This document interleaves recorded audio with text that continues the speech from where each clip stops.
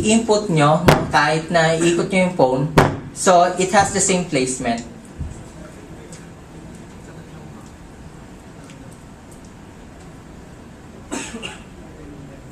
Okay. So, one of the other things that they added with with Game Studio is the support for audio and media. So, the audio media is, for instance, is you can play background music. Not only, kasi yung problema that before with, pag gumagawa ka ng, for example, ordinary app ng audio. One of the experience that I have is, minsan gusto ko meron siyang mga background sound. Okay? Let's say, parang gumagawa tayo ng application na for forest or game for forest. So, usually, meron siyang mga ambient sounds. Merong sigurong tuko na nag-iingay sa likod, tapos may mga agaspas ng mga puno, ganon. So, ang maganda dito is that you can set different volumes, different pitch sa bawat background music na piniplay nyo or background audio na piniplay nyo. Okay?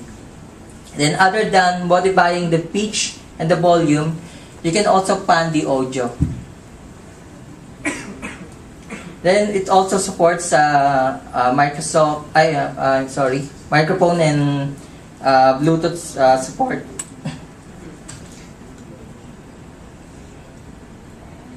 Okay, so here's a sample snippet naman for media, music, photo, and video. So other than the audio that we have before, so you can also play other media files, okay, like JPEG files and textured library. Okay. Input touch. So, one of the advantage kasi ng Windows Phone is that it has the touch capability for your games. Sensya niya medyo okay. For the games. So, the input touch enables you to interact directly with the game itself, with the game platform. So, hindi mo na kailangan na, kasi yung iba medyo hirap gumamit ng keyboard or ng mouse for gaming. But at least dito, you can directly interact with the device using the input touch. So other than the usual input touch, you can also make use of the controllers, okay, if you're developing for Xbox 360, and as well as keyboard. So the Touch API is already provided as part of the API. So it offers the multi-point. It means that it can actually recognize 2 or more points at the same time. Then, it's also orientation and resolution aware. So, it can recognize sa certain, for example, your game requires na naka-landscape siya, okay? So, if you put in a portrait, automatic aware yung application mo. So, it can adjust. Then, of course, the developers can override that. Okay. So, one of the things na medyo nag-excited ako is when they introduce sensors. So, the sensors enables you to do more with the games itself. So, for example, you want to use location-based or the LBS. Okay, so you can use of that location API to be able na, halimbawa, gusto nyo malaman kung saan yung kalaro nyo. Okay, so you can actually code that. Then it can also make use of the what they call accelerometer. So the accelerometers enables you to detect the orientations of the phone. Okay, so X, Y, Z lang naman yon. And you can also use the vibration. Okay, for example, nabangga yung game na ginagawa. For example, it's a car racing game. Nabangga siya, so mag-shake yung phone.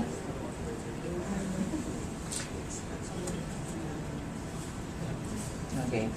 Then the other thing is the Xbox Live. Okay. The Xbox Live enables you to do many things. So the Xbox Live, as you can see, we have the Windows 7 OS on top, and there's other ways you can actually communicate. So one kasi sa mga success ng mga games is if you will be able to play with other people. Okay, so in here you can actually use HTTP or push, or you can use Xbox Live. So one of the things you can do with Xbox Live is that it's capable of creating your own avatar. So yun yung parang maging presentation mo. For example, if you're playing for a party or something, so at least may sarili kang identity doon. Then you can also use invites. Okay, so you can send people, your friends, ng invites na you want to play this game, and other gamers services.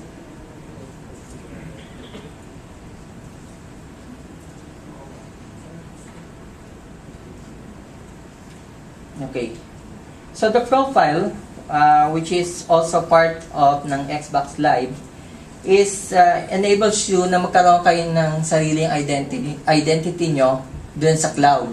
Okay, so yun yung pang maliliit na mga avatars na you can actually choose which one na tingin nyo is mas fitted dun sa personality nyo. And then you can link that on your gamer tag. So every time you play a game, okay, whether it's a game console like Xbox or on your Windows phone, you're going to have the same profile. Okay, so other than that, you can also make use of the achievements. So the achievements is makukuha mo, for example, yung mga high score mo and everything, then i-post mo doon. Then pwede ka rin mag-post for leaderboards which shows you yung for example, yung mga high scores nyo. Okay, so you can also make use of that. Okay, so one of the other things that they add on the Xbox Live is to be enabled to create an applications that uses trial mode. Okay, so the trial mode is, for example, gusto mo for 3 plays lang, okay, or for example, for the entire month, pwede nyo malaro yung game. Then afterwards, kailangan nyo kumuha ng full versions. Okay, so these are the coding that you need to simulate the trial mode. So these are the samples of avatars that you can actually use in accordance with your Xbox Live. And also you can make use of the game invites. Okay, if you want to send an invite to your friend na halimbawa gusto niyo maglaro ng game na yon, okay, then he can respond to that and automatically bring him to the game. Okay. So portability. Okay, so one of the advantages of the Windows Phone 7 is the portability. Okay, so as you can see here, you have 3 target devices once you go for X and A. Okay, so you have the PC, and you also have the devices for portability as a Windows Phone, and also your game console. So anong advantage nyon? So ang advantage nyon is you write once an application and deploy it for 3 different platforms. There's no need to rewrite the the entire application just to work on a certain device.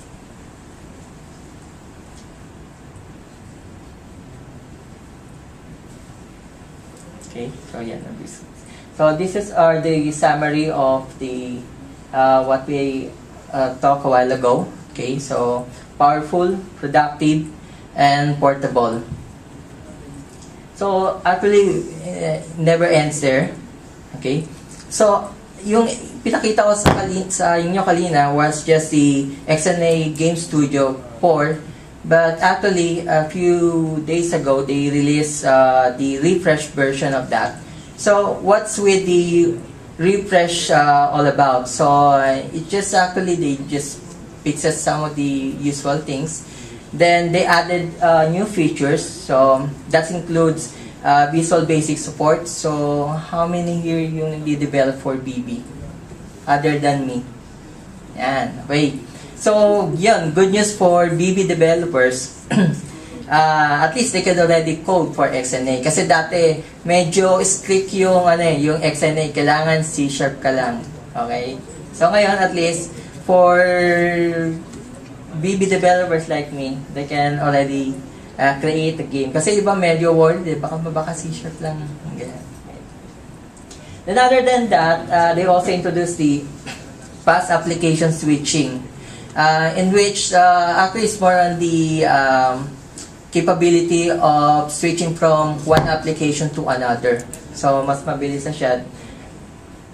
Then, they also offer the TCP UDP socket support. So, it's one, kasi yung kayo na di ba pinakita ko sa inyo, you have the three options. You have the HTTP, you have the push, and you also have the Xbox Live. So, this one is just an additional, which is TCP UDP. So, compare with HTTP and UDP, with HTTP and push, kasi yun medyo mga turtle yun mabagal yun. Once na nagpapasa kayo ng mga data from one point to another. The advantage of TCP UDP socket is much faster siya mag-transfer. So you can use that to, for example, if you're in the same network, okay, so you can pass around data much faster. Then, Silverlight and XNA interoperability. So, ibig sabihin, so you can code Silverlight and XNA at the same time already. Then, of course, access to camera feeds. Okay, so you can, kasi before the version ng Game Studio 4, medyo you need to take up a feature first bago mo siya magamit sa application mo. While in the refresh, you can already have a live feed. So, it could be, for example, meron kayong mga game cards na kailangan yung kuhanan. Okay? So, pwede mo na siyang live na kuhanan yung card without actually saving it first dun sa phone. Then, you can, they also open the possibility of using Compass API, the Compass and the gyroscope. Okay, so I think the gyroscope is not yet included. It will be included on the next versions ng mga telepono natin. Okay. Then they improve the garbage collection within the application. Then they also have updated hardware checking APIs in which pwede niya i-check yung capability ng hardware, okay, kung ano man yung mga special features na dinagdag niya doon, so that you can actually use that with your application. Okay. So, where to go if you have some more additional questions about Game Studio? So, you can go to http://create.msdn.com. So, they have educational samples and tutorials there. Okay, on how to create your application game. Then they also have some technical articles there, starter kits, and you can also download the Windows Phone development tools. Okay, or now they call it Windows Phone SDK. Okay, I think the latest one is 7.1 beta 2. Okay, then they have utilities and stuff on that page. Then, for submission of apps, you can actually use, kasi meron din sila submission apps dito, pero problema, this also only caters on specific countries. So, for the Philippines, if you want to submit an app, you can make use of App Exchange, which is already open now. Yan. So yun, Q&A. So do you have any question? Pasensya na, actually before I stand here, uminom kasi ako ng gamot ko for amoeba, kaya medyo mataas yung ko. Peach. Guys, if you have any questions. Do you have any questions?